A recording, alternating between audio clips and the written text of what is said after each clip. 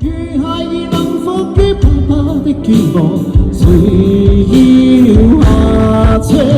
但你難捨，總有一些盡情如此。說再見沒有勇氣，還是我暗裏卻拼命相信。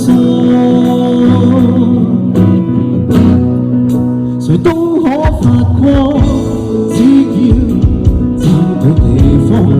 誰人都可發光，若我熱情自偷你寬恕。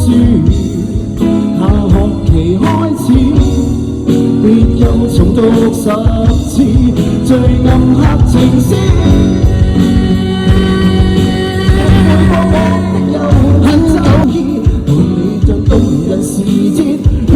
歡騰但已經並無意義，閒話到此，遺憾到此，結論是回憶總要到此，雖則你難忘記，就與我遺物總須棄置。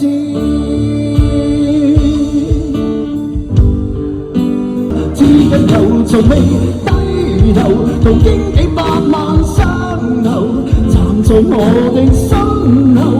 要確保你無愁無憂，不停閒言。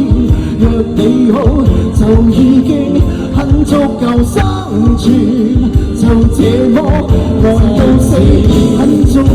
其實我不理一切挑戰奪命時，攀險風箏千萬次，玄奧本際有情字，也有在意。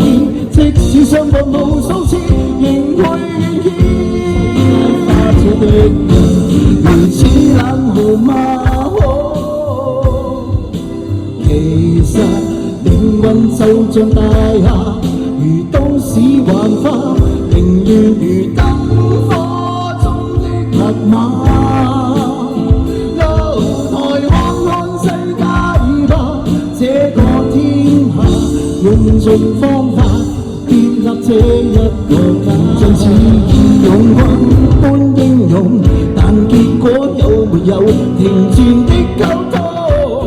如戴着面具去掩飾倦容，連着炮火也依然矯情輕鬆，情緒不可激動，但若輕的舉重，來化解一切壓力是山中，放下面具去也許變好，乘着晚風去追尋逍遙星號，除去假的寬容，還真想不到曾年少的清楚，